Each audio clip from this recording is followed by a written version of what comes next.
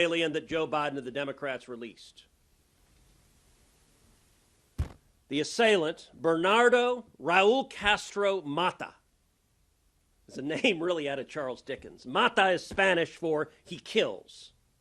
His middle name is a communist murdering dictator. And what happened? He came illegally from Venezuela. He came to John and my home state of Texas. He came to Eagle Pass. We had him apprehended. And what did he do? He did what Joe Biden and the Democrats have done for 3.5 years. He let him go. America is facing a border crisis like never before. Millions have crossed illegally, communities are overwhelmed, and Americans are asking one simple question: how did this happen? When Joe Biden took office, illegal immigration was at a 45-year low. The system was working. All he had to do was keep it in place. Instead, the border was opened, enforcement was weakened, and chaos followed. Today, Senator Ted Cruz is sounding the alarm, exposing policies that he says didn't just fail, but were deliberate. From record-breaking illegal crossings to violent crimes committed by individuals who were released into the country, the consequences are real, and they're deadly.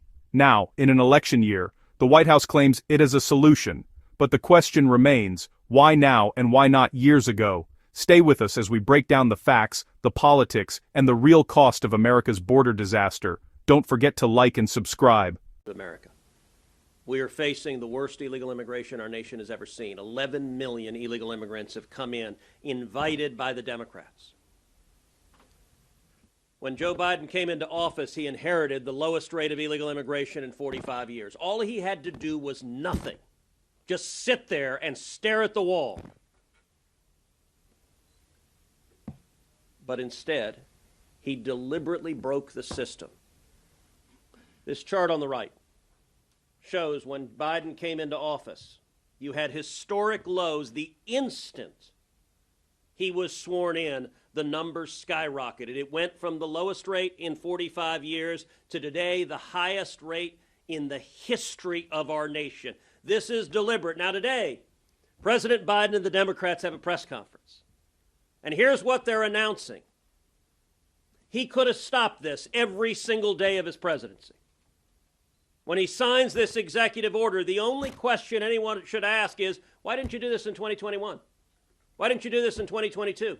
Why didn't you do this in 2023? Why didn't you do this last month or the month before or the month before? How many dead bodies is enough? You want to understand the consequences? Take a look at the 2 police officers in New York who were shot this week by an illegal alien that Joe Biden and the Democrats released.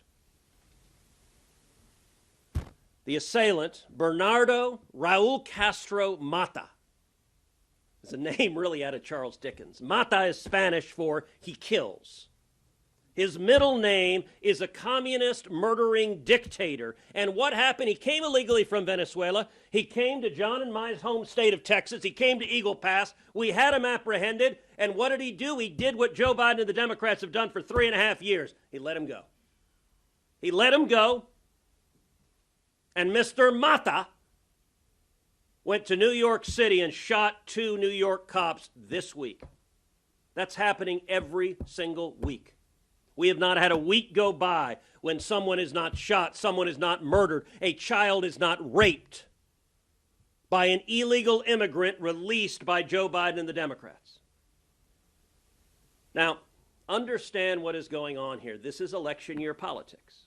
And by the way, we've seen this game before. Apparently the Democrats have one playbook, which is create a crisis, and then a couple of months before the election, do something very mild to address the crisis and say, see, problem solved. We saw this with gas prices. Right before the last election, gas prices had doubled. People were hurting. And what did he do? Right before the election, he releases oil from the Strategic Petroleum Reserve. Gas prices fell a little bit. And they victory lap that they've reduced gas prices a tiny bit from the massive historic highs they've had. We also saw this on student loans. Last election, right before the election, what does Joe Biden do? He says, I'm giving away $1 trillion to young people. By the way, young people, come vote for Democrats now. Now, he knew he was lying to them. He knew what he was doing was illegal. He knew the Supreme Court would strike it down, and of course it did. This is the same game. What they are announcing is they're going to issue an executive order that normalizes illegal immigration at 4,000 people a day. 4,000 people a day is 1.5 million a year. And understand on this chart, I'm actually going to pull this chart over here because what they're doing is unusually cynical. He came in here, the numbers skyrocketed here. 4,000 a day is 120,000. So we're right here. He's proposing to lower it to right here. To lower it just a bit. And then to play the same game he played on gas prices, say, look at the great victory. And by the way, if God forbid Joe Biden is reelected, the number will go from 120 back up to here, because this is what they want. The Democrats want that criminal invasion. And the police officers being shot, the young women being murdered, the children being raped, they're unwilling to stand up and protect them. It's immoral, it's wrong, and what the White House is doing today is they're just playing a political game.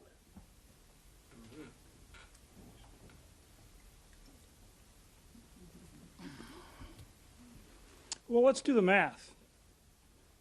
Open border, closed border. You come into office. President Biden comes into office. Don't forget to like and subscribe.